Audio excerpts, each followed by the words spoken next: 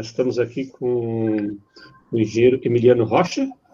Ele é proprietário da empresa Emiliano Rocha Engenharia, né? Especialista nas soluções eficientes e inovadoras para projetos de sistema de climatização para edificações e instalações industriais. Não vou entrar em muito detalhe, que eu sei que ele vai comentar um pouco aí da estrutura dele. Então, nós vamos falar um pouco, né, sobre o sistema de climatização. Quem tiver aí perguntas, alguma coisa, pode escrever no chat, depois eu vou perguntando para ele, se ele achar, né, interessante, ele pode ir respondendo no meio. Enfim, não sei se gostaria que eles fossem fazendo pergunta ao vivo no momento, ou, Emiliano, o que prefere? Eu acho que pode ser mais no final, acho que é melhor. Tá ok, então. Daí, se quiserem deixar no chat as perguntas, para não ir esquecendo, ele vai olhando no final, respondendo daí. Beleza? É contigo, então, Emiliano. Tá certo. Vou iniciar aqui, começar a compartilhar a tela.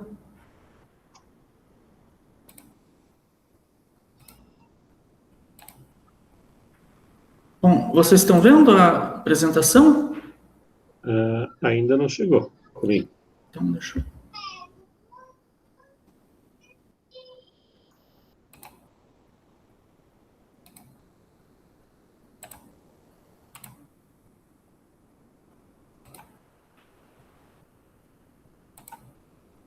E agora? Sim. Então, vamos lá. Deixa eu só... Tá aqui. Bom, então, o tema hoje da palestra, né, sistemas de climatização para edificações eficientes. O professor ele já me apresentou, né, mas vou fazer mais uma apresentação aqui do escritório, né. Eu sou engenheiro mecânico, formado pela UFSC, e tenho um mestrado pelo Instituto Real de Tecnologia de Estocolmo. Eu trabalho com um projeto de sistemas de climatização desde 1999 e tenho o escritório meu desde 2002. Então, já estou há mais de 20 anos aí trabalhando com climatização, né? O escritório nosso é especializado em projetos de alta complexidade, né, como hospitais, laboratórios, e nessa palestra eu quero mostrar um pouco para vocês a relação, né, da climatização com a eficiência energética em edificações. Aqui, basicamente, a eficiência energética das edificações depende de dois itens, vamos dizer. O primeiro é esse primeiro quadro, eficiência dos equipamentos de climatização, os conceitos de projeto de climatização das instalações e as estratégias de operação dessas instalações. Então, isso aí está relacionado com o sistema de climatização. E um segundo item que influencia na eficiência de uma edificação é o processo de projeto de edificações e as ferramentas avançadas de projeto. Isso aí está relacionado com o processo de projetos integrados, né, que é tema de uma outra palestra. Então, nessa palestra, eu vou focar nesse primeiro quadro, que é o sistema de climatização, a influência direta da climatização, né, na eficiência energética. Bom, então, por que a gente está falando eficiência energética e climatização? Nesse quadro, eu mostro, isso aqui são dados de 2017, do Anuário Estatístico Energético Brasileiro. Eles mostram que o consumo de energia elétrica no Brasil, um pouco mais da metade vai para as edificações. E dentro das edificações, aproximadamente 50% vai para a climatização. Só os edifícios residenciais têm um percentual menor, mas os edifícios comerciais, edifícios públicos, dá em torno de 50% vai para a climatização. Então, só com base nas edificações, a gente já vê o percentual do consumo de energia elétrica com climatização, esse percentual é muito alto. Sem falar que no setor industrial também tem muita climatização, né? Você tem indústrias que precisam de climatização intensa, indústria automobilística, indústria de têxtil, entre outras, né? E os outros setores, que são os setores de transporte, os outros setores da sociedade, eles também têm climatização. Em metrô você tem climatização. Então, a climatização, se você fizer por baixo, ela é responsável por mais de 25% de todo o consumo de energia elétrica do Brasil. Não só isso aqui é um dado do Brasil, mas ele é mais ou menos parecido para todos os países. Tem países países mais frios, né, que não tem um clima tropical como o nosso, eles gastam mais no aquecimento, mas também em climatização, e menos em resfriamento. E os países mais quentes gastam bastante em resfriamento, mas basicamente esse percentual de 50% de consumo de energia nas edificações é mais ou menos parecido em todos os países. Aqui eu mostro, essa aqui é uma pesquisa que foi feita nos Estados Unidos, em vários edifícios lá, em 2003, ele mostra a distribuição do consumo de energia para cada tipo de edificação. Ele está aqui em consumo de energia por pé quadrado, de espaço de área construída, né? Então, quanto maior essa barra, mais intenso é o consumo de energia daquela edificação, né? Então, você pode ver que, por exemplo, alguns tipos de public assembly, isso aqui seria espaço de eventos, assembleia, igrejas, onde tem a concentração auditório em geral, você tem praticamente 80% do consumo de energia vai para a climatização. Prédios de escritório, em torno de 50%. Clínicas médicas, em torno de 51% também. Hospitais, em torno de 56%, né? Porque aqui tem a distribuição do consumo de energia para todos os tipos de equipamento do prédio, né? Então, a climatização é o aquecimento, resfriamento e ventilação. Basicamente, esses três compõem o sistema de climatização. Então, a gente pode ver aqui, por exemplo, um hospital, ele tem 56% do consumo dele de energia vai para a climatização, mas ele tem um consumo muito intenso por metro quadrado. Então, assim, o hospital tem áreas 40 mil metros quadrados, 50 mil, 80 mil metros quadrados. Então, o hospital, além dele ser muito grande, o consumo de energia dele por metro quadrado é muito alto e mais de 50% responsável pela climatização. Então, aí vocês começam a ver a importância da climatização para quase todos os tipos de edificação. Aqui eu mostro eu tive acesso a contas de energia de alguns clientes meus, né, que, no caso aqui são hospitais, né, 4 hospitais que eu tive acesso. O da Unimed de Balneário Camboriú, o HU, foi eu que fiz projeto, esses dois aqui não foi, o de Joinville também foi projeto meu, e o de Brasília, que eu tenho meu cunhado trabalha lá e me passou o valor da conta, né? Mas aqui vocês podem ver, por exemplo, o HU aqui da UFSC, no inverno de 2018, a conta de energia deles veio em 290 mil, em agosto. 6 meses depois, essa conta de energia já pulou para quase 500 mil, porque é o verão. No verão é calor e o ar-condicionado trabalha a todo vapor, né? Então você precisa, o consumo aumenta muito. Aqui no hospital da Unimed de Balneário Camboriú é mais ou menos a mesma coisa, um aumento ali de 71% na conta de energia no verão, devido à climatização. Então, isso ao longo do ano dá um hospital de porte médio, a conta dele é em torno de 5, 6 milhões de reais por ano de energia. E se você considerar que em torno de 50%, 60% disso é para climatização, aí você consegue perceber bem a importância da climatização para a eficiência energética da edificação. Então, eu mostro que, assim, quando a gente vai falar de edificações eficientes, a gente tem que falar de sistema de climatização. Não tem como a gente tratar de eficiência energética sem tocar no sistema de climatização.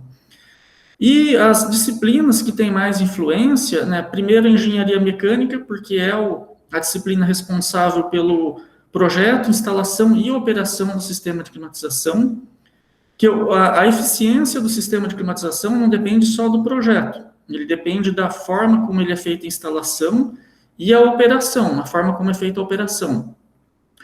Então, a engenharia mecânica, como ela trata da climatização, ela é a que tem o principal, maior influência na eficiência energética da edificação.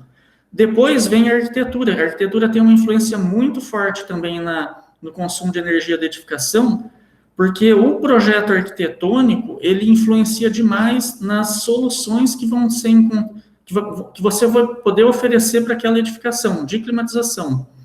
Então, se tem um projeto arquitetônico muito limitante, pode cair por uma solução de menos eficiência, e isso influencia o custo operacional, consumo de energia daquela edificação ao longo do tempo. E, por último, a gente tem a engenharia elétrica, que normalmente, quando fala eficiência energética, as pessoas associam a engenharia elétrica, mas, na verdade, eles têm uma influência razoável, né, não é pequena, mas não é tão grande quanto a engenharia mecânica e não é tão grande quanto a arquitetura.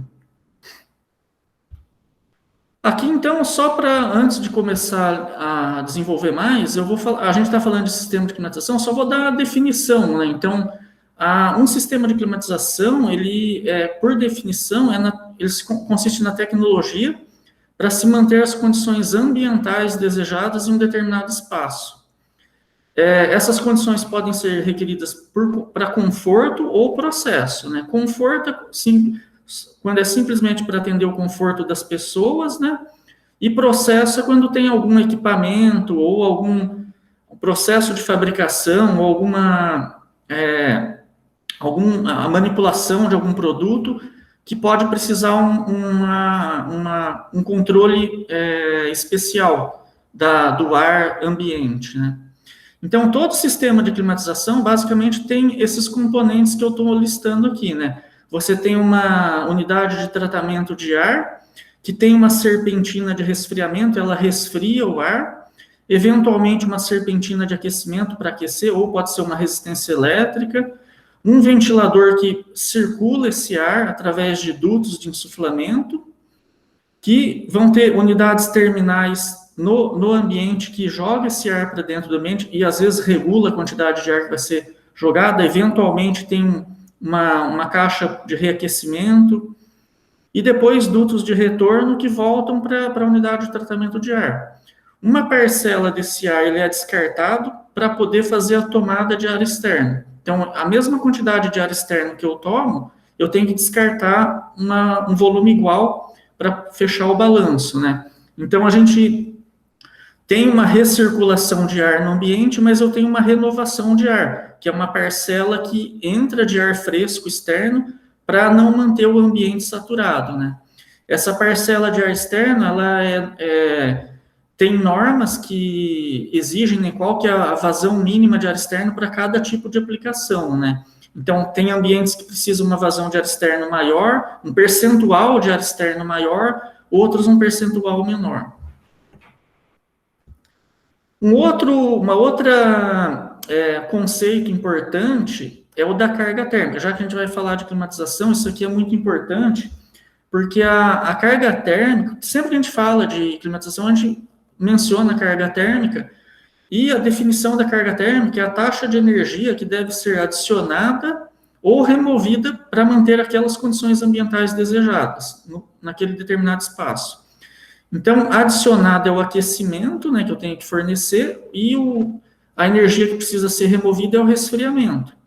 Então, aqui eu tenho um gráfico de um prédio de escritório no hemisfério norte, não é aqui no Brasil, onde no começo do ano, né, janeiro, fevereiro, eles têm uma demanda de aquecimento alta, que é o inverno lá no hemisfério norte, e no meio do ano, julho, agosto, eles têm uma demanda de resfriamento, que é o verão deles. E aqui vocês podem ver, né, nesse caso, nesse exemplo aqui, tem épocas do ano que eles precisam aquecimento e resfriamento simultaneamente. São poucos dias, mas pode acontecer. pode acontecer de ter no mesmo dia uma parte do prédio precisando resfriamento e uma parte do prédio precisando aquecimento. Ou horários diferentes. Durante a noite você precisa de aquecimento e durante o dia resfriamento. No Brasil é mais raro. A gente normalmente precisa só resfriamento ou precisa um pouco de aquecimento no inverno, mas é por pouco tempo, né? Aqui para o sul é um pouco mais, mas tem cidades aqui no Brasil que não precisa de aquecimento nunca, né? Então, a carga térmica, vocês podem ver que ela é extremamente variável, né? Mesmo aqui, analisando só o resfriamento, tem um dia que é mais quente, vai ter uma carga térmica maior, tem um dia que é mais fresco e a carga térmica é menor. Então, ela oscila muito e no próprio dia ela varia hora a hora. Então, de manhã, você às vezes nem precisa ligar o ar-condicionado, aí começa a esquentar, aí ele é acionado e aí tem um horário de pico em que ele vai para o máximo dele, que é onde precisa remover a maior quantidade de calor do prédio. Então, o cálculo de carga térmica é a base inicial para qualquer projeto de climatização, porque a gente tem que dimensionar o sistema de climatização para o pico de carga, né? Seja ele o pico de resfriamento ou o pico de aquecimento. Então, toda instalação ela é dimensionada para atender o pico.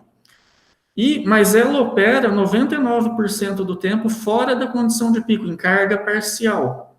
E por isso que a gente tem que analisar bem o tipo de sistema que a gente vai projetar, porque nem sempre o equipamento que tem a maior eficiência no pico, ele tem uma eficiência boa em carga parcial também. Então, isso tem que ser levado em consideração para você obter uma eficiência energética alta durante o ano todo, né? Uma média alta durante o ano todo. A carga térmica, ela afeta significativamente o custo do empreendimento, tanto na fase de implantação como operação. Por quê? Na implantação é o custo do sistema de climatização. Então, se você tem um prédio que tem uma carga térmica muito alta, por exemplo, uma área envidraçada muito grande, uma estufa de vidro, esse prédio vai ter um pico de carga térmica de resfriamento muito alto. Então, você vai ter uma instalação muito cara para dar conta daquela carga térmica. E afeta o custo de implantação. Então, vai ser um prédio mais caro para ser construído. E, ao mesmo tempo, afeta o custo de operação. Porque se essa carga térmica é mais alta, ao longo do ano, ele vai consumir mais energia para manter as condições confortáveis lá dentro. Então, ela afeta tanto o custo de implantação quanto o custo de operação do sistema. Bom, agora eu apresentei essa pequena introdução aqui, eu vou começar a falar dos equipamentos de climatização. Os principais tipos, né? Vocês, como engenheiros civis, né, é interessante conhecer as principais alternativas que a gente tem de equipamento de climatização. Tem mais equipamentos, além desses que eu vou apresentar aqui, mas esses são os mais comuns que a maioria dos projetos vocês vão encontrar por aí, né? Tem alguns muito especiais, mas são casos exceção. Isso aqui é o mais comum que vocês vão encontrar aí no dia a dia de vocês, né? Então, a gente tem 5 tipos aqui que eu vou apresentar. O primeiro a gente diz expansão direta, é quando o gás refrigerante do sistema de refrigeração, o gás freon lá, ele resfria diretamente o ar que vai ser climatizado. E central de água gelada ou expansão indireta é quando o sistema resfria um fluido intermediário, que no caso é a água, e essa água gelada é distribuída ao longo do prédio, bombeada, né, para uma rede de água gelada, e ela que vai resfriar o ar. Então, tem um elemento intermediário. Então, o primeiro, o que eu vou apresentar é o mini split e o splitão. Mini split é o mais comum que vocês já viram aí, sempre tem bem popular, que são unidades, você tem uma unidade interna, split vem do inglês que é dividido, né? Então, é um equipamento em 2 partes, ele tem uma unidade interna e uma unidade externa. A unidade interna, você tem vários tipos, a unidade de parede, o raiol, unidade cassete, unidade piso-teto, unidade para adulto. Você pode ter todos os tipos de unidades de split e cada uma tem uma unidade externa, a condensadora, que a gente chama, né? A unidade onde fica o compressor. O splitão é a mesma coisa, só que é uma unidade de grande porte, você tem uma máquina bem maior, que geralmente fica numa casa de máquinas, tem uma rede de distribuição com dutos e difusores, né, grelhas, uma tomada de ar externo, grelha de retorno, difusor de insuflamento, mas ele também tem uma unidade externa, então ele é um equipamento dividido igual, só que é de grande porte. Então, mini split aqui, ó, aqui a gente tem a foto de um aparelho Raiol, esse mais comum aí de parede, um cassete que fica embutido no forro, um para embutir no forro com um duto. Então, todos esses equipamentos são mini split, equipamentos split de pequeno porte. Esse equipamento, né, qual as principais vantagens dele? Né? A gente tem um controle de temperatura individual por ambiente, né? Cada ambiente você tem o seu controle individual. Baixo nível de ruído. No momento que a gente separa e o compressor vai para uma unidade externa, o ruído está lá fora, está lá na unidade externa. Né? Então, dentro é um ruído bem baixo, instalação bem simples, né? Baixo custo de instalação, qualquer instaladora instala.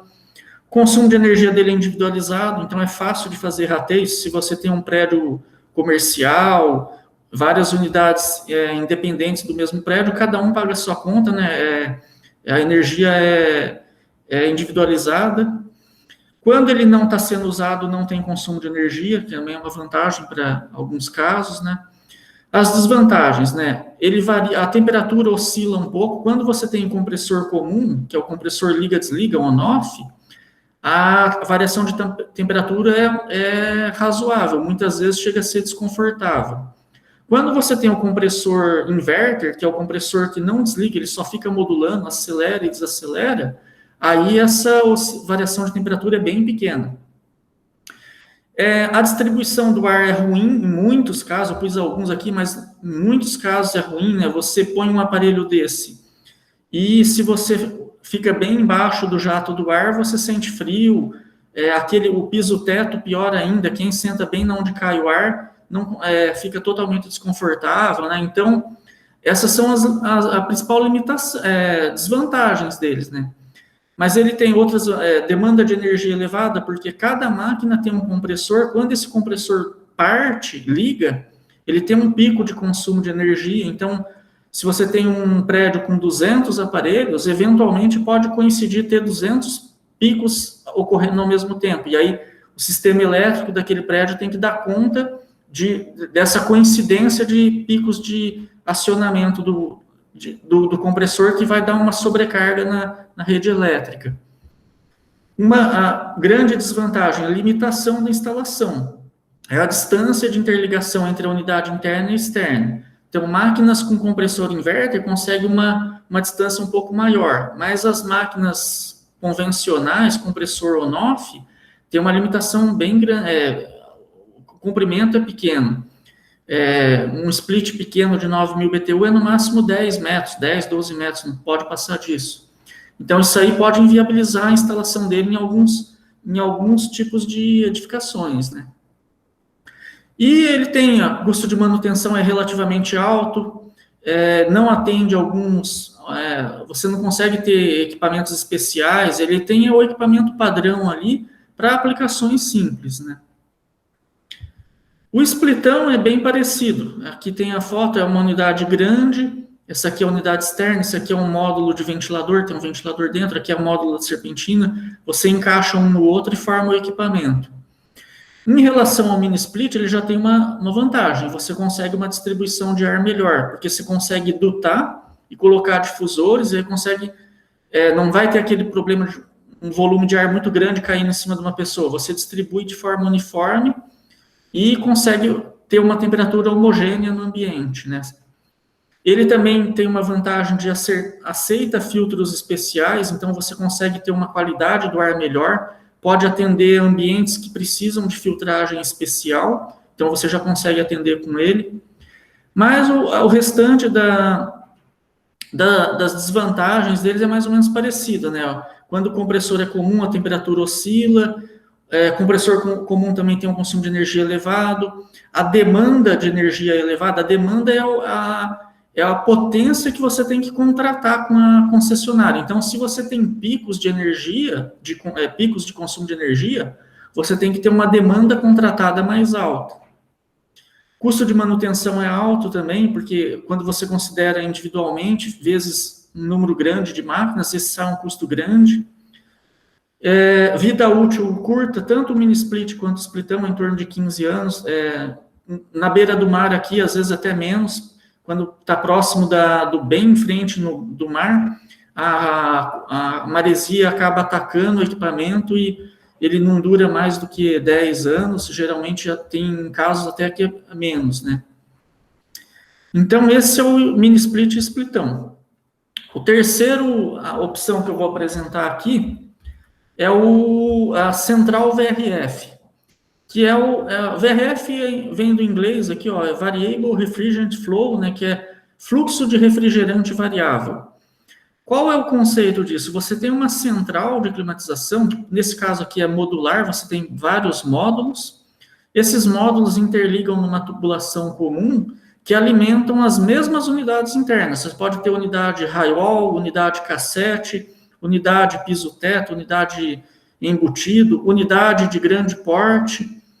E a diferença, então, se eu voltar lá naquele slide, que era do mini split, cada uma tinha sua unidade externa aqui. Nesse caso, eu estou atendendo as mesmas unidades externas, só que com uma tubulação central levando para uma central modular. E essa central, a gente diz que ela é inverter, porque ela tem um compressor que ele aumenta e diminui a rotação dele, né, a quantidade de refrigerante que ele vai empurrar para o sistema, conforme a demanda. Esse sistema ele vem com um sistema de automação que monitora a demanda de refrigerante em cada uma das unidades e ele libera a quantidade exata para cada uma. E com isso ele é mais eficiente, né? Ele tem vantagens, né? O consumo de energia dele é bem baixo, variação de temperatura bem pequena, porque o compressor dele consegue modular bem. Ele também tem controle individual por ambiente, apesar de ele estar uma central atendendo várias unidades, cada uma tem seu controle totalmente individual, pode desligar, pode pôr uma temperatura mais alta, uma temperatura mais baixa, né? O controle é totalmente individual. Nesse caso, ele tem uma grande vantagem em relação ao mini split ou splitão, que ele permite tubulações muito longas entre as unidades. Tem equipamentos que permitem tubulações de até 1.000 metros de comprimento.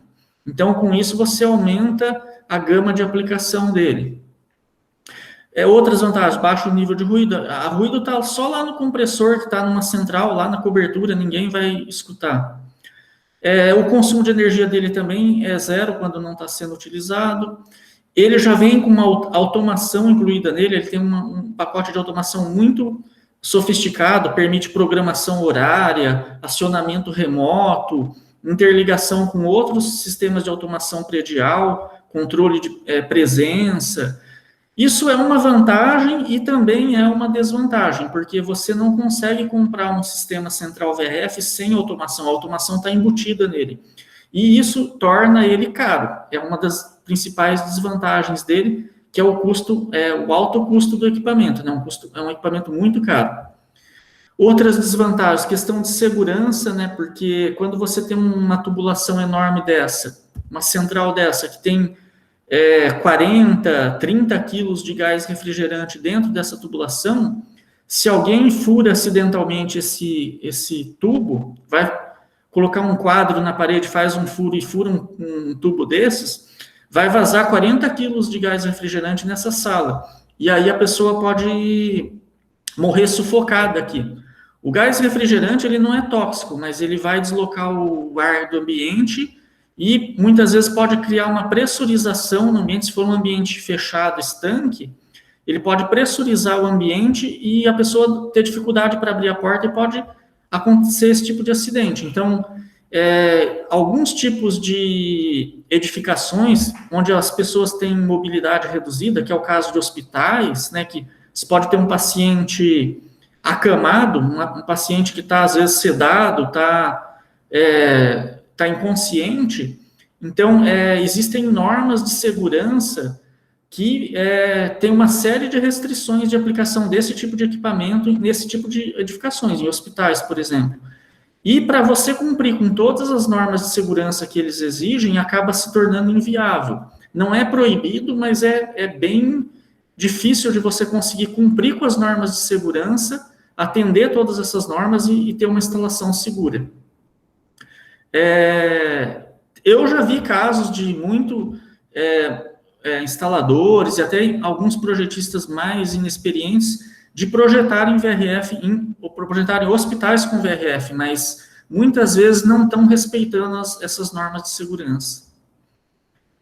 Outras desvantagens, a instalação precisa de uma mão de obra especializada, normalmente vem um engenheiro da fábrica para dar partida no equipamento, porque ele tem que configurar a automação de todas as unidades internas.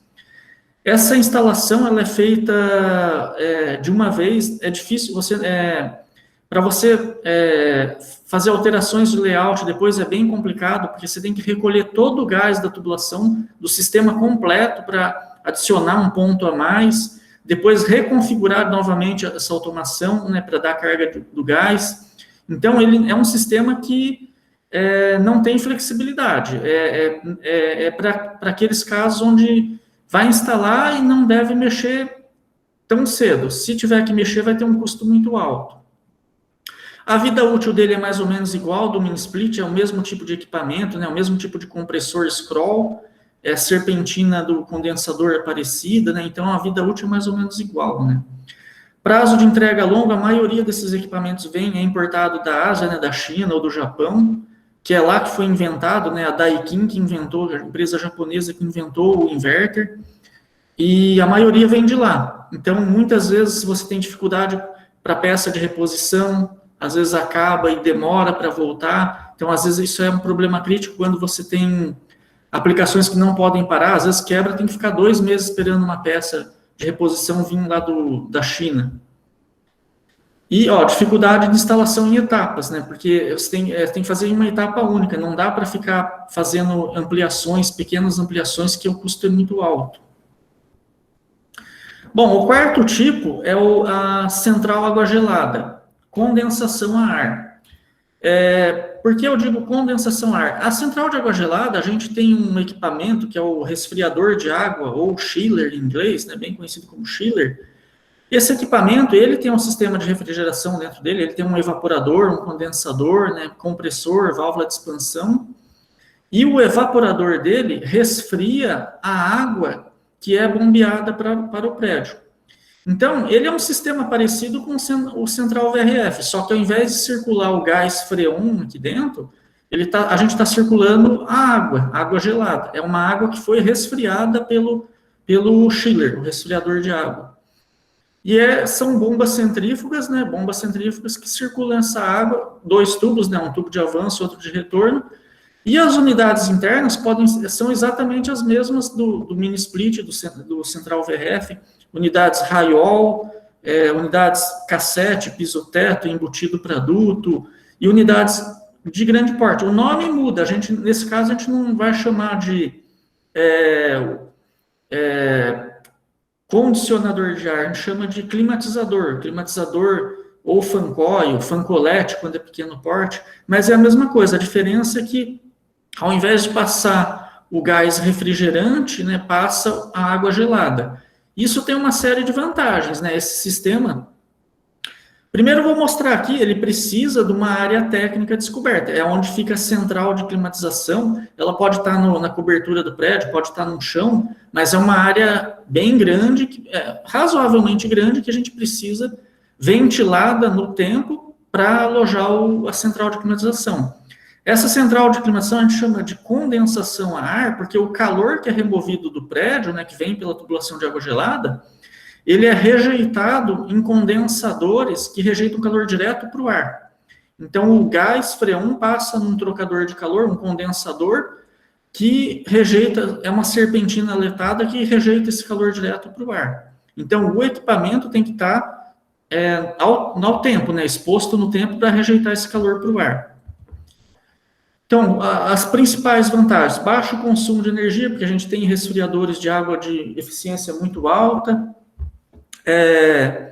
Controle de temperatura também é individual, mesma coisa, variação pequena, eu consigo ter válvulas de controle proporcional, que dá uma variação pequena, mas posso ter válvulas mais baratas, válvulas de controle on-off, que dão uma oscilação maior, que em alguns casos não é problemático. A manutenção dele é barata, a manutenção do chiller é cara, mas é um único equipamento na instalação. Quando você vai comparar a manutenção de um chiller contra a manutenção de 200, 300 splits, aí ele se torna barato, porque é um equipamento que tem uma manutenção cara, mas perto de uma quantidade enorme de outros, você sai muito mais barato. Ele tem uma maior vantagem dele, flexibilidade para alterações, você pode fazer, como é a tubulação de água, a gente consegue facilmente fazer ramificações, derivar, colocar novos pontos de climatização, reduzir, fazer a ampliação em fases, em etapas, né? Então, isso aqui é uma grande vantagem do sistema água gelada. Ele também não tem limite de comprimento de tubulação, não tem qualquer, sem limitações de distância. Posso ter central num prédio atendendo água gelada, atravessando a rua atendendo um outro prédio, em outro quarteirão, por exemplo, que é bem comum lá na Europa, chama District Cooling, né, que você tem uma central de climatização que às vezes atende um quarteirão inteiro, vários prédios no mesmo quarteirão. A gente tem a vida útil mais longa, em torno de uns 20 anos. Temos climatizadores customizados, são climatizadores feitos sob medida para aplicações especiais, né, por exemplo, sala de cirurgia, equipamentos que precisam características especiais, ou filtragem, ou umidificação, ou aquecimento, algum item especial.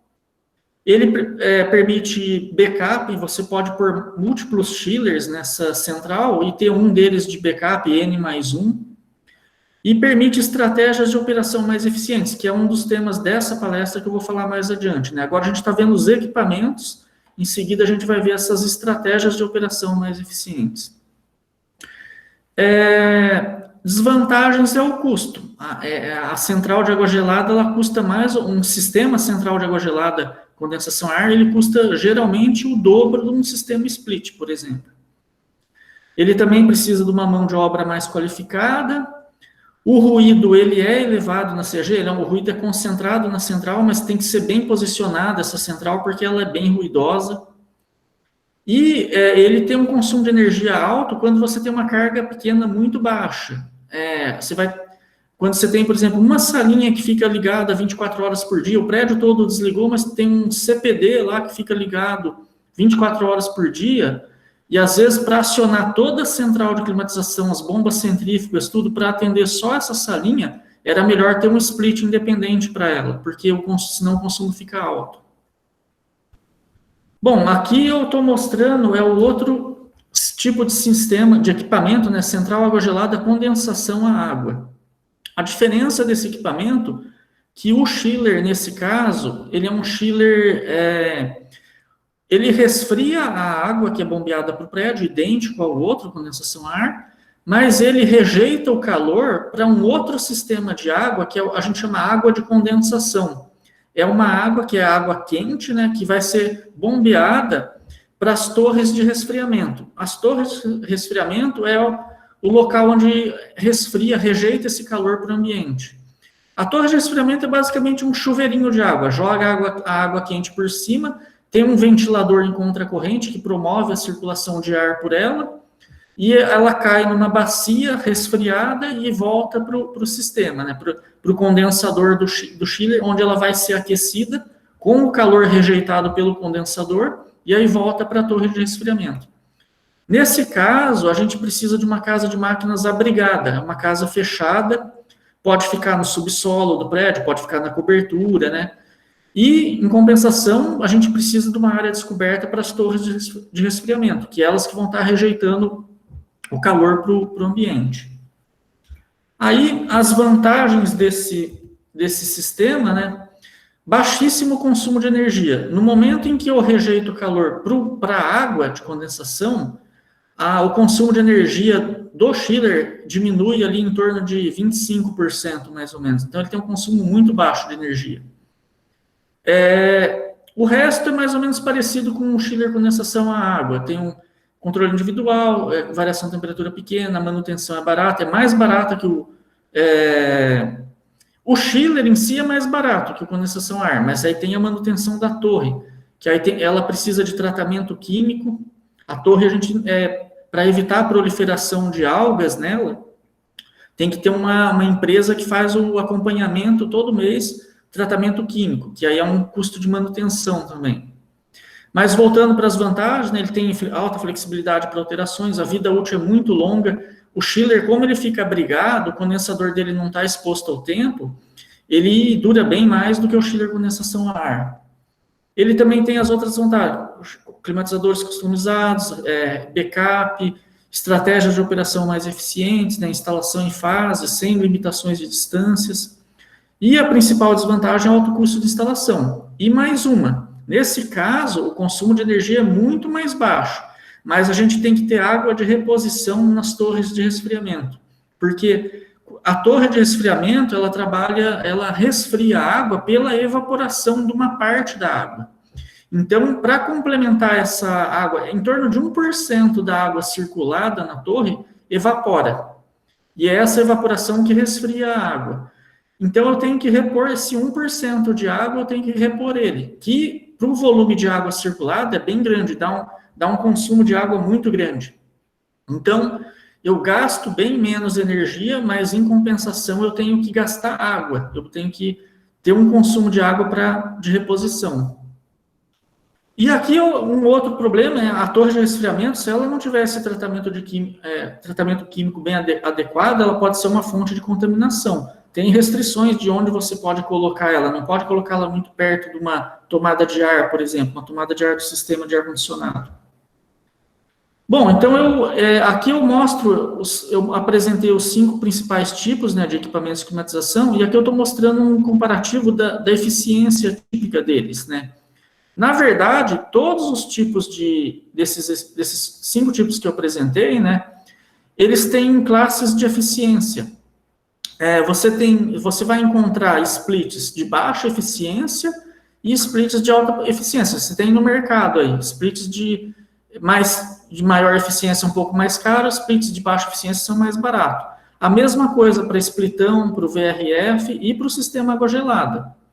O que acontece que, assim, você pode comparar, se você for, por exemplo, comparar um sistema central água gelada com split, se você pegar o melhor split que tiver inverter classe A, ele tem um consumo médio aqui de energia 0,8 kW por TR. TR é aquela unidade de medida da capacidade do sistema de refrigeração.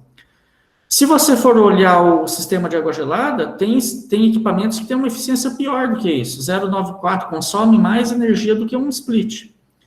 Mas eu tenho outros que consomem quase a metade do que o melhor split que você encontra no mercado. Então, a água gelada você consegue uma faixa maior de eficiência. Desde equipamentos que gastam mais do que um split bom, mas ainda assim gastam menos do que um split ruim, até equipamentos de altíssima eficiência que gastam quase metade do melhor split que você encontra no mercado. Então, é só para lembrar que todos os equipamentos apresentam eficiências altas, você tem classes de eficiências diferentes para eles. E você consegue comprar equipamento mais eficiente, médio e baixa eficiência, depende do preço. É claro que o equipamento de maior eficiência vai ser mais caro, né?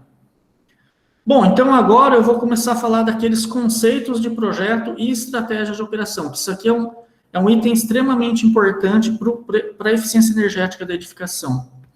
Basicamente, o que a gente quer com esses conceitos de projeto ou estratégia de operação? É deslocar a curva de carga térmica ou a curva de consumo de energia, né? Então, eu vou atuar sobre a eficiência dessa curva. Então, eu tenho alguns conceitos e estratégia dessa, onde eu reduzo totalmente a curva. Eu tenho uma curva de consumo de energia aqui, ou uma curva de carga térmica, que são equivalentes, né, porque o consumo de energia está relacionado com a carga térmica, e eu vou reduzir totalmente a curva. Outros casos, a gente consegue reduzir o pico. Eu não consigo reduzir em carga parcial, mas eu consigo reduzir o pico. Isso já me dá uma grande vantagem.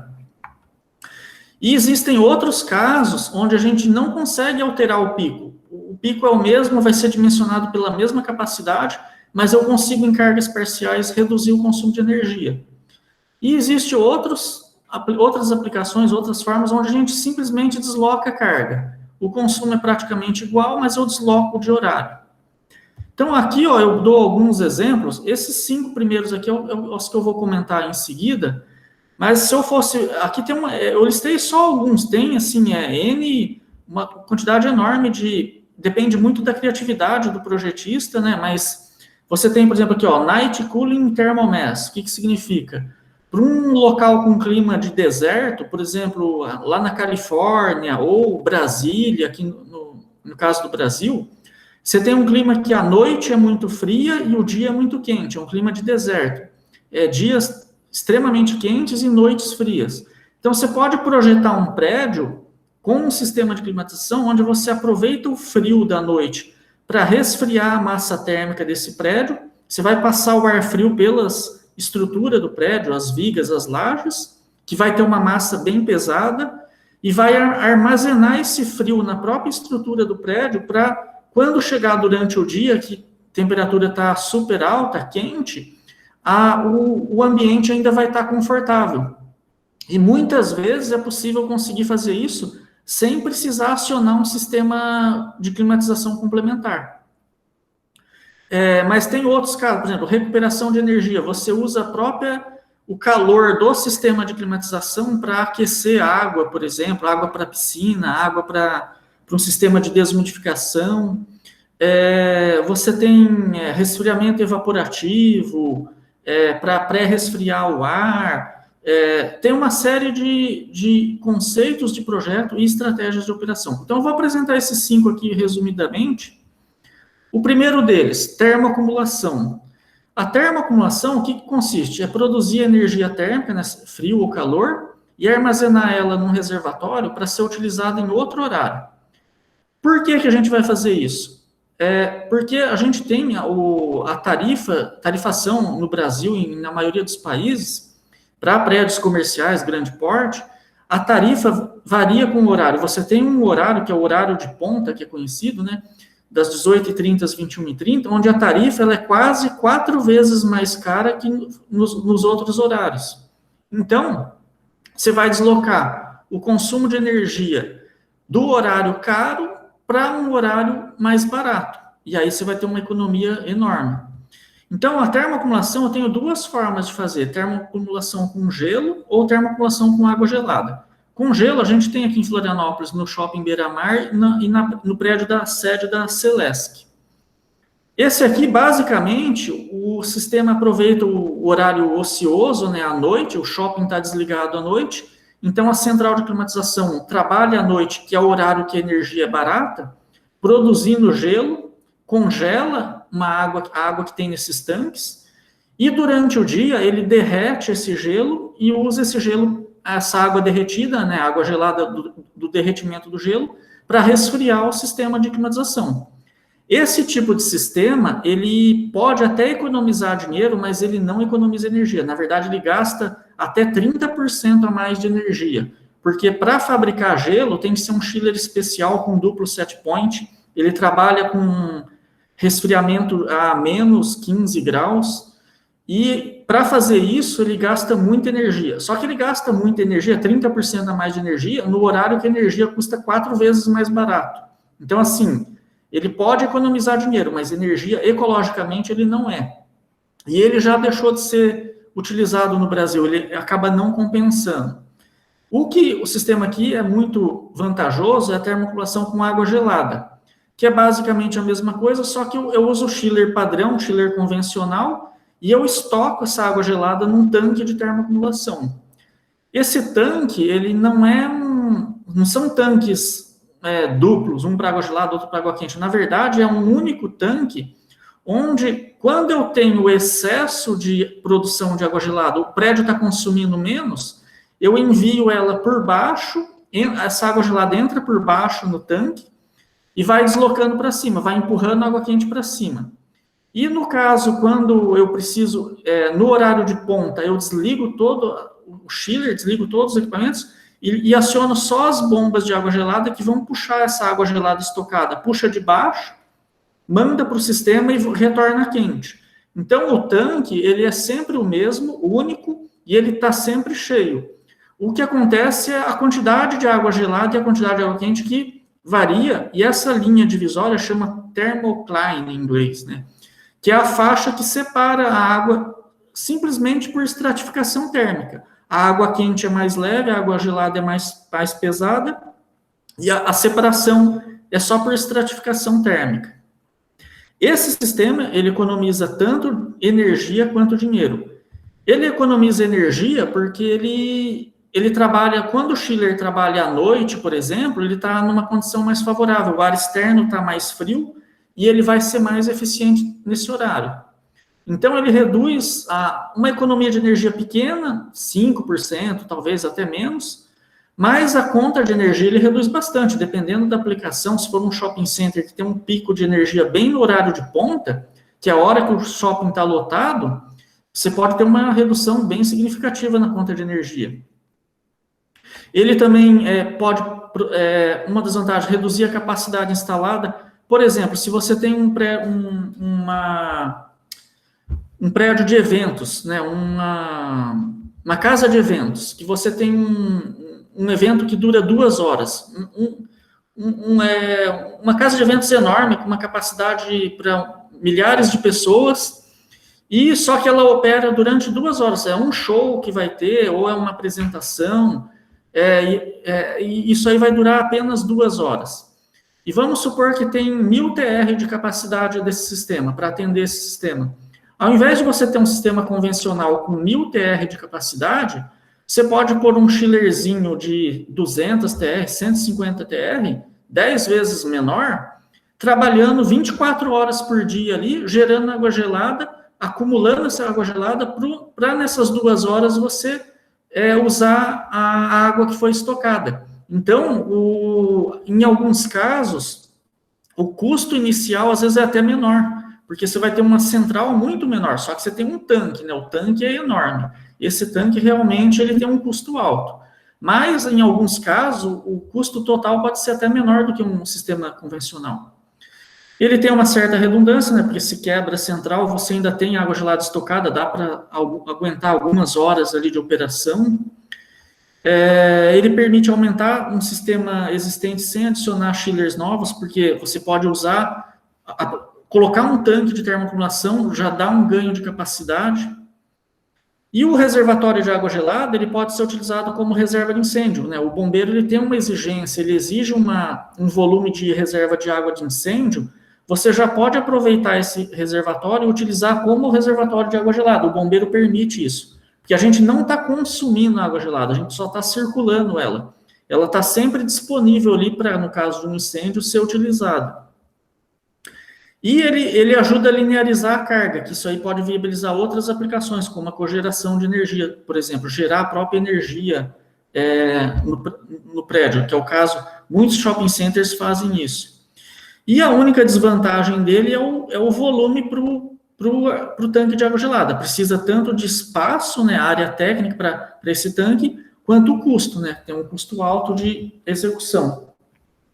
Aqui eu apresento um outro conceito de projeto. Isso aqui é uma coisa que eu comecei a usar já em 2007, eu acho que eu fiz o primeiro projeto assim, e tenho repetido sempre. É o aproveitamento de água de dreno e pluvial.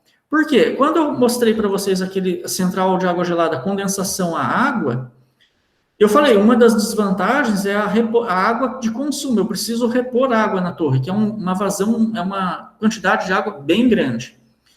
Então, você pode aproveitar o dreno do ar-condicionado, que é aquela aguinha gelada que todas as máquinas produzem, capta isso aí, pode juntar com um pluvial, pode mandar para um reservatório acumular e depois bombear essa água para a reposição da torre. Isso aqui, aí eu vou ter uma economia de água, né? Então eu vou ter toda aquela economia de energia que a central condensação à água dá, sem precisar gastar água, que é uma grande vantagem. Então, eu tenho economia de água, tenho aumento da eficiência, porque essa água, como ela vem gelada, ela vem geladinha, quanto mais fria for a água que entra na torre, melhor a eficiência do chiller. O condensador trabalha com uma temperatura mais baixa e aumenta a eficiência do chiller. Então, você também economiza energia. Além da água, também economiza energia. E é sustentável, uma solução de... Você está economizando água e energia, altamente sustentável, né? O único requisito, tem que ter uma integração entre os projetos de climatização e hidrossanitário. Se o projetista hidrossanitário não quiser trabalhar junto com a climatização, não dá certo, porque ele que é o responsável por fazer a captação de água do dreno, captação de água da chuva e disponibilizar essa água para o sistema de climatização lá na central. Então, basta apenas ter uma integração entre os dois, né? Que muitas vezes, às vezes não acontece, né? Aqui eu apresento um outro tipo de conceito de projeto, que é o VAV, vazão de ar variável. Isso aqui é muito interessante. O VAV, você tem um climatizador onde você varia a vazão que você joga em cada ambiente. Aqui eu estou mostrando 2 ambientes, mas a gente atende 10, 15 salas independentes com o mesmo climatizador. Cada sala dessa vai ter um termostato controlando a temperatura dela, e esse termostato atua sobre um registro. Então, se está quente, ele abre mais esse registro, joga mais ar para dentro. Se está frio, ele fecha esse registro. E esse registro é a unidade VAV, é o que varia a vazão de ar. Para isso aqui funcionar, eu tenho que ter um sensor de pressão no duto, então conforme os registros estão fechando, a pressão no duto aumenta, e tem um inversor de frequência que vai reduzir a vazão do ventilador do climatizador. Então, esse climatizador tem vazão variável. Isso dá uma economia de energia do motor do ventilador, mas dá também outras vantagens, né? Eu controlo a temperatura pela variação da vazão, e eu consigo controlar a umidade relativa pelo set point que eu estipulo do insuflamento.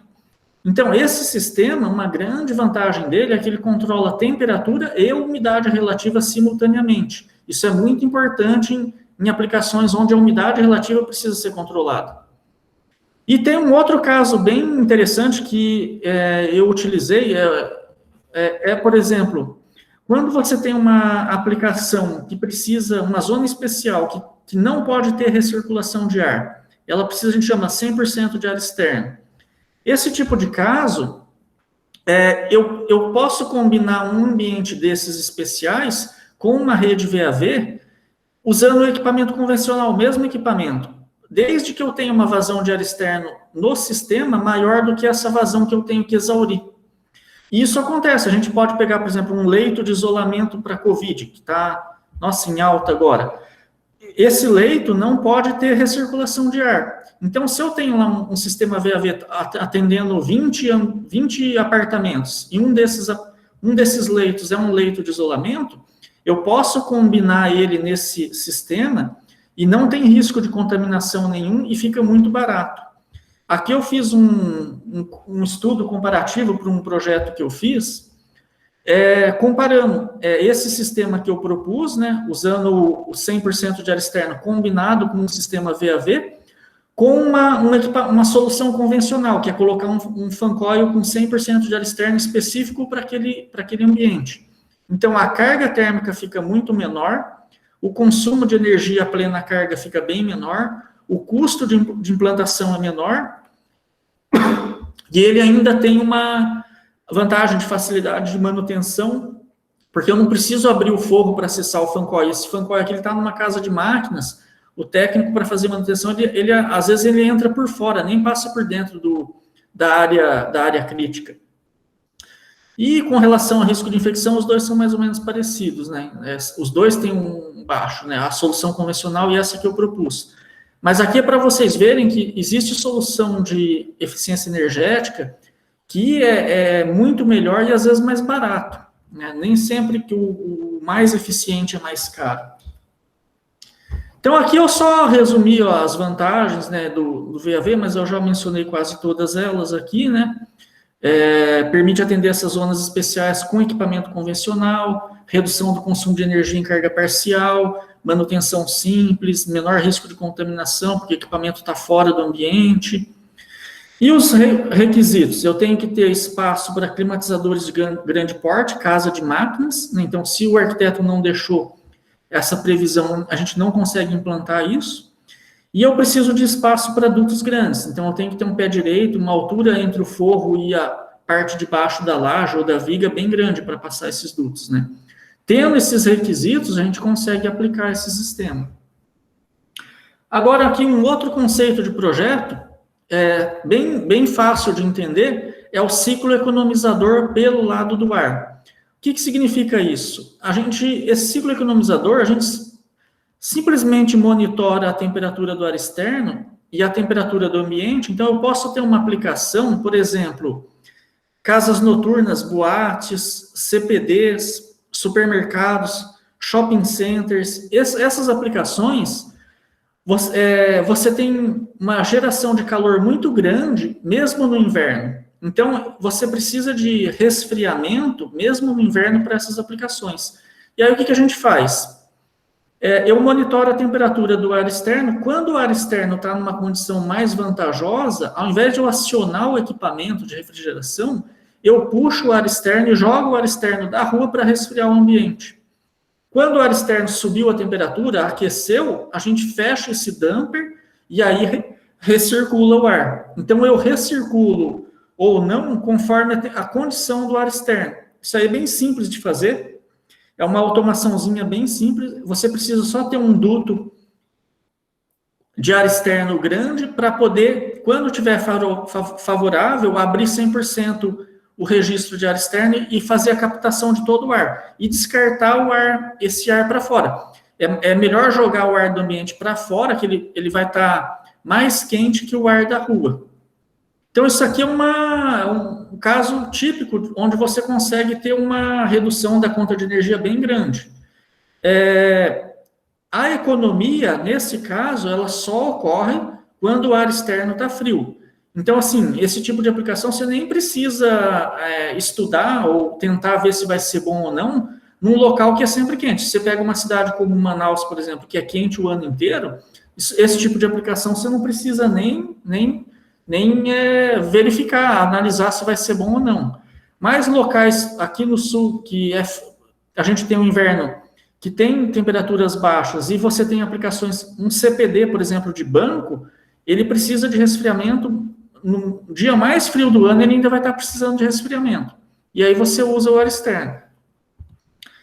Agora eu vou mostrar uma outra aplicação, que é o controle de ventilação pela demanda.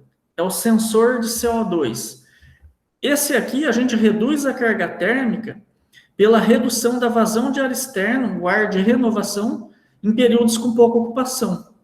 Então, quais são as aplicações? Por exemplo, uma agência bancária, uma academia de ginástica, uma praça de alimentação no shopping center, ou um centro de convenções, são aplicações onde você tem variação na taxa de ocupação. Uma hora a agência bancária está lotada de gente, no dia do pagamento está todo mundo lá, e aí 2, 3 dias depois a agência está vazia, não tem ninguém, meia dúzia de pessoas dentro.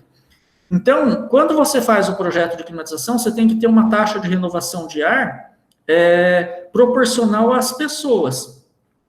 Se você mantém essa taxa de renovação fixa, você vai estar, quando tem poucas pessoas lá dentro, você estava gastando muita energia. Então, nesse caso, a gente instala um sensor de CO2. O sensor de CO2 é uma medição da quantidade de pessoas que tem lá dentro, porque quanto mais pessoas tem, mais CO2 é gerado pela respiração das pessoas, né?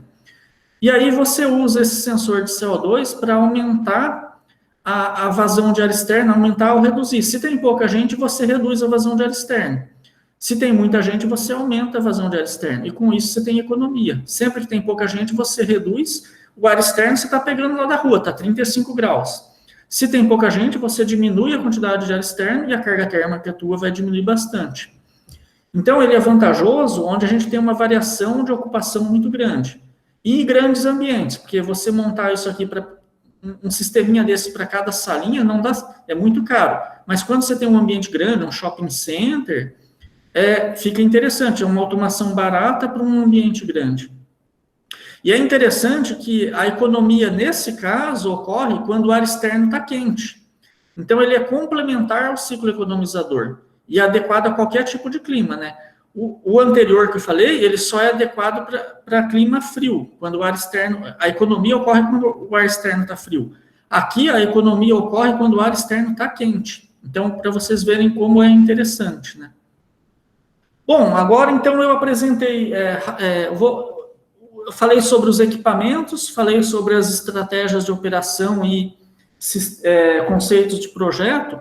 Agora eu vou mostrar um projeto que eu fiz, né? Eu fiz esse projeto aqui em 2011 e foi um projeto muito importante para o meu escritório. A gente conseguiu acompanhar depois essa obra, a instalação, e inclusive gerou vários outros clientes fora de Santa Catarina que vieram visitar aqui e acabaram me contratando pelo sucesso desse empreendimento.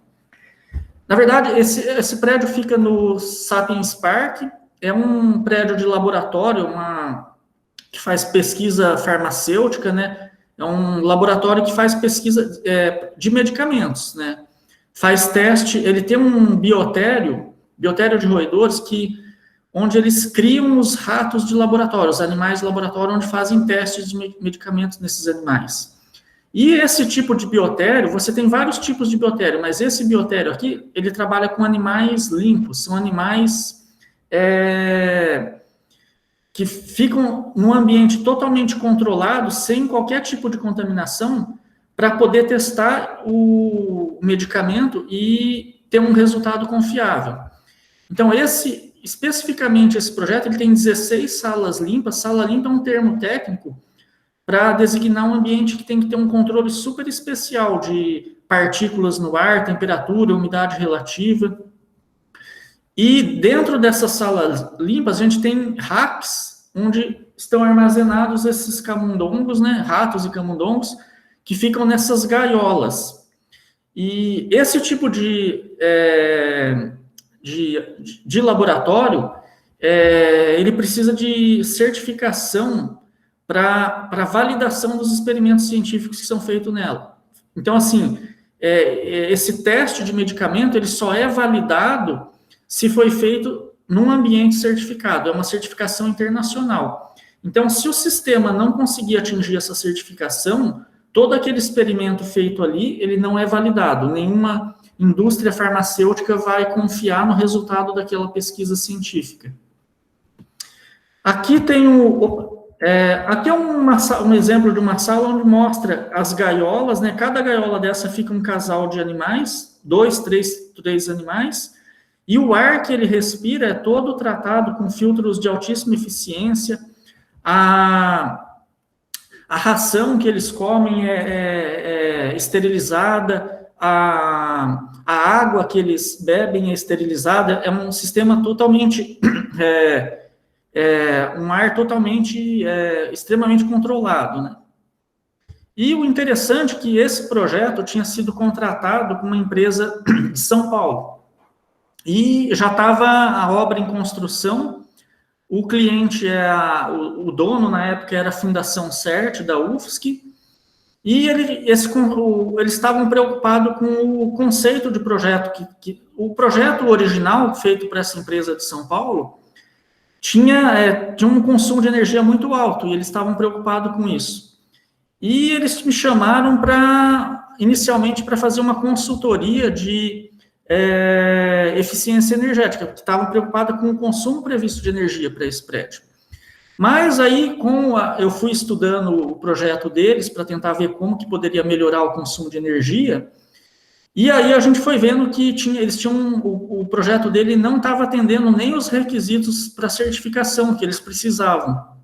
Além do consumo elevado de energia, ele tinha problema com recirculação de ar, pressurização das salas, falta de backup, gradiente de temperatura entre ambientes, né, um canto quente, uma região fria, e o custo da instalação estava muito alto. Então, depois a Fundação CERT viu os problemas lá e decidiu por me contratar para refazer todo o projeto. E aí eu peguei esse projeto e refiz ele inteiro, com a obra andando. Eu tive que fazer isso muito rápido, porque eles precisavam ter um projeto novo para poder executar esse projeto a tempo com a obra em andamento. E aí eu fiz um projeto com vários conceitos ali, estratégia de operação muito mais eficientes, eu usei um climatizador de grande porte com VAV, o projetista original tinha colocado um climatizador independente para cada sala limpa, tinha 16 salas limpas, né? E é um climatizador muito especial, muito caro. E o meu caso, como eu pus um climatizador único para todas as 16 salas limpas, na verdade não é um único porque eu trabalhei com backup, então é um par de climatizadores, apesar dele ser de um porte maior, ainda é muito mais barato do que 16 climatizadores especiais de pequeno porte. Aí eu unifiquei a central de água gelada, porque o projeto original tinha um chiller para o biotério, o laboratório especial, e outro chiller para o resto do prédio, para os outros laboratórios. Eu unifiquei essa central de água gelada, coloquei 3 chillers, dos quais um ficou de backup. E o backup é importantíssimo para esse tipo de instalação. Eu trabalhei com 100% de ar externo, ou seja, sem recirculação de ar, que é um requisito para a certificação, ao contrário do projeto original, que fazia a recirculação do ar. Eu pus backup em todos os equipamentos têm redundância, tem o operante, o reserva. Pus redundância na sala de TI deles, o CPD deles também, que não tinha. Adicionei mais 2 salas limpas que não tinha no projeto original e eles pediram para adicionar depois. Fiz a pressurização dinâmica das salas. Então, o cara, na hora que ele abre a porta da sala, o ventilador acelera para jogar mais ar e pressurizar a sala pela quantidade de ar que está vazando. Quando ele fecha a porta, o ventilador volta para o nível mais baixo de pressurização. E mais outra, a gente adicionou no projeto hidrômetros para fazer rateio do consumo de água gelada, porque dentro desse prédio tem outros laboratórios, tem a incubadora de empresas, então poder permitir fazer o rateio do custo de climatização entre os diferentes ocupantes ali do prédio. Um item principal, eu usei um resfriador, um chiller, com um recuperador de energia. Ele produz água gelada e água quente. A água gelada para o sistema de resfriamento e a água quente eu utilizei para o aquecimento e desumidificação.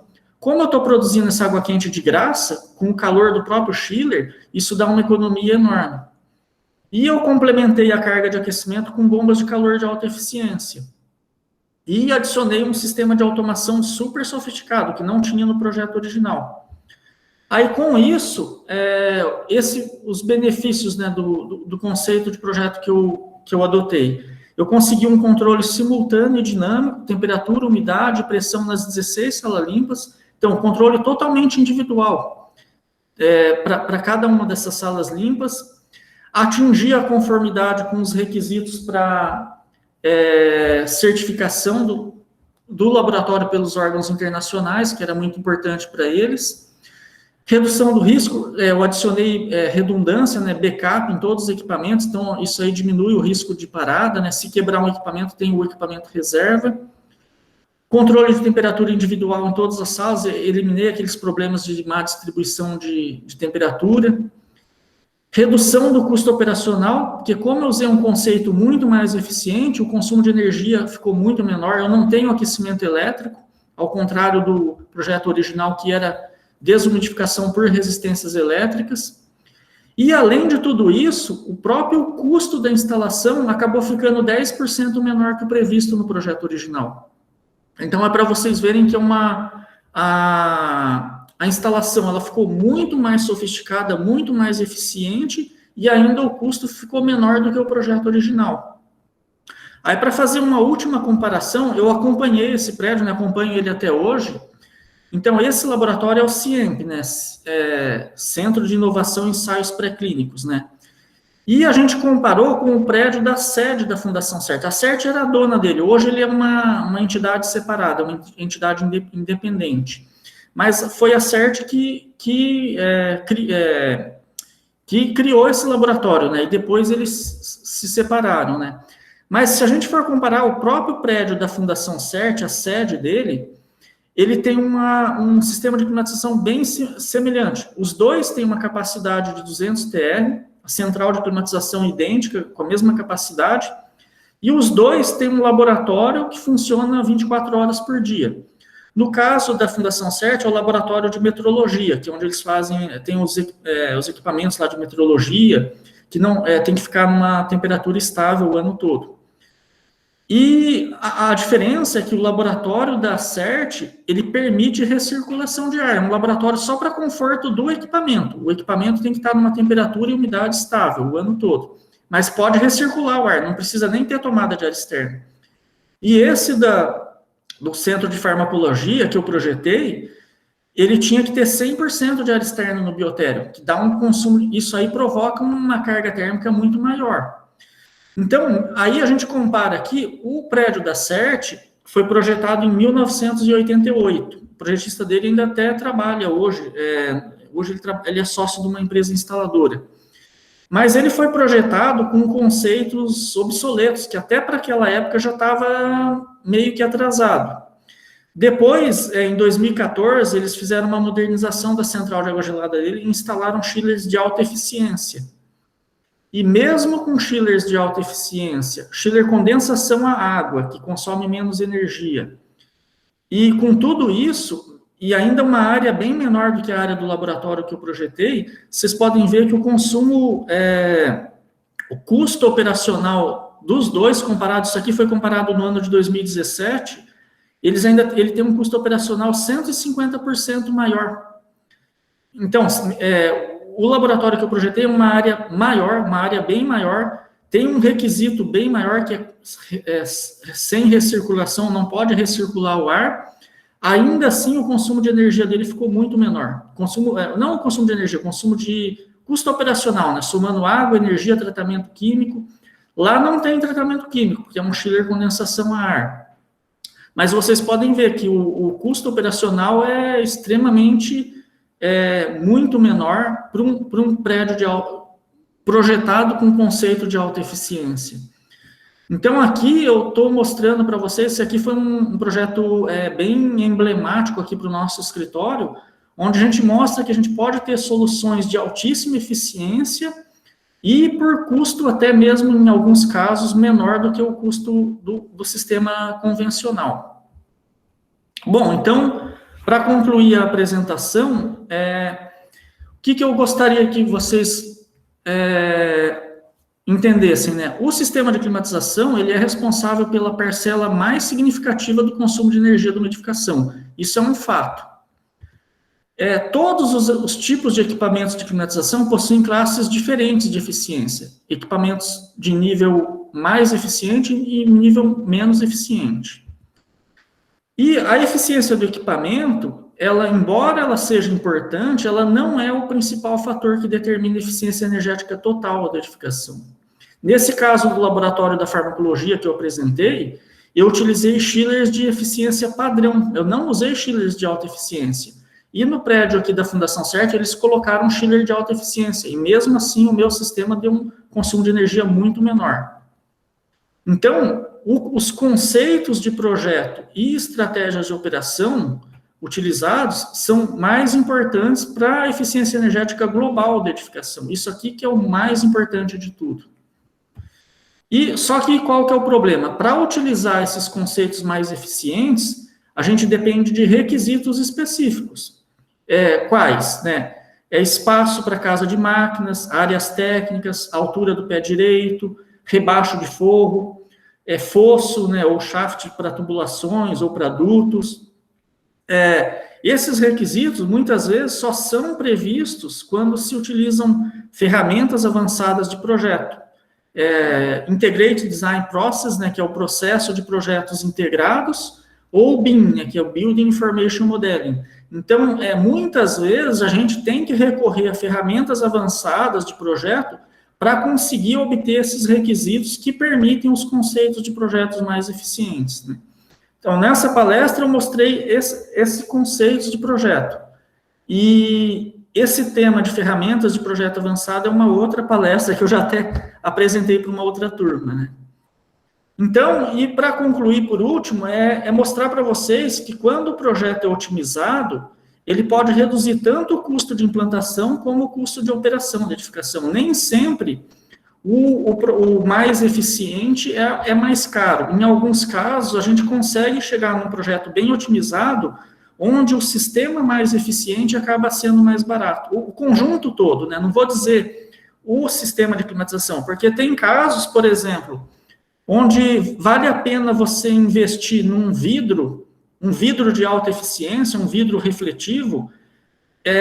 O vidro é um elemento da arquitetura, mas vale a pena investir, às vezes, num vidro melhor, que vai baratear o sistema de ar-condicionado. E a edificação como um todo vai ter um custo menor e vai ser mais eficiente. Então, por isso que é importante a integração o processo de projetos integrados, né, para buscar essas soluções otimizadas. Bom, então aqui eu encerro a palestra de hoje, e aí acho que a gente tem pouquinho tempo, né? Acho que foi um pouquinho mais longa do que eu estava imaginando, mas eu fico aí à disposição para as perguntas, caso alguém tenha alguma questão. Legal, realmente a palestra foi maravilhosa, como sempre. Esclareceu várias dúvidas, que eu tinha algumas dúvidas, e uma delas que eu iria te perguntar, e com aquele teu resumo do comparativo dos dois projetos, acabou respondendo, que seria que, né, tem um consumo alto de água no sistema com condensação indireto, né, que usa torre de aquecimento, comparado com condensação ar que não tem consumo de água, né, digamos. Só que a água não está barata, está cada vez mais alta, né, e geralmente os prédios que têm isso, eles pagam tanto água quanto esgoto, a mesma coisa. Sim, mas sim. mesmo assim, o custo comparado com a energia, né, que tem ali, do CERT ali deu 1.200.000 mais ou menos de energia elétrica, comparado com 88 mil reais de água, então quer dizer que a água está saindo quase de graça, né? Então, quando você utiliza chillers de maior eficiência, chiller de mancal magnético, chillers de altíssima eficiência, uma das vantagens dele é que também gasta menos água, porque como a potência de acionamento do compressor é menor, o calor rejeitado na torre vai ser menor, e aí gasta menos água também. Então, o que eu tenho, os últimos projetos que eu fiz e analisei, vale a pena usar condensação à água quando você tem chillers de alta eficiência e quando são instalações grandes, acima de 300, 400 TR. Até eu diria assim, de 400, 500 TR para cima. Quando a instalação é menor, esse custo de tratamento químico, custo de manutenção da torre, lavar a torre toda hora, isso aí acaba pesando muito e acaba inviabilizando para instalações menores. Então, prédios grandes, a maioria tem condensação à água, né? E agora, aquele conceito de projeto que eu apresentei, que é captando a água do dreno, ela não dá conta de toda a água de reposição. O dreno, ele dá em torno de 30% da água de reposição da torre. Então, você tem que complementar com a água pluvial, água da chuva. E, eventualmente, pode acabar usando um pouco de água da concessionária, né? Mas aí, se você conseguir 80% de água reposição de graça, já dá uma economia enorme. Legal. Bom, alguém gostaria de fazer alguma pergunta?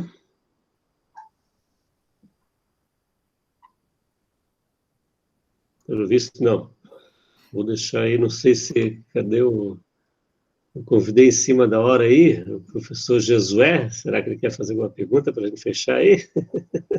Não, só para dar como o Emiliano, ele dá um show, né, com a explicação dele. Obrigado, professor. Legal. Bom, Emiliano, então, né, vamos encerrar aqui novamente. Quero te agradecer mais uma vez. Gostaria de, quem sabe, semestre que vem, possa contar contigo novamente. Não, eu fico honrado de vir fazer a palestra para vocês e eu fico à disposição, pessoal também, agora eles vão ter aula, né? Então, se eles tiverem qualquer dúvida, eles podem entrar em contato por e-mail ou podem visitar o site da empresa também. A gente tem mais exemplos de projetos lá no site, alguns projetos bem interessantes lá, mais modernos, né? E a gente fica à disposição em qualquer dúvida ou algo que eles... alguma curiosidade, alguma coisa ou alguma dúvida técnica, pode entrar em contato, a gente está disponível aí. E quando estiver trabalhando, quiser fazer um orçamento de projeto, né? Fica à vontade, né? Ah, sim. É sempre bem-vindo. Com certeza. Então, beleza. Bom, pessoal, então, boa noite a todos. Vou encerrar aqui e vamos, enfim, comer uma pipoca agora, quem sabe. Valeu. Tchau, tchau. Então, Boa tá noite a bom. todos. Um abraço. Obrigado. Tchau, tchau.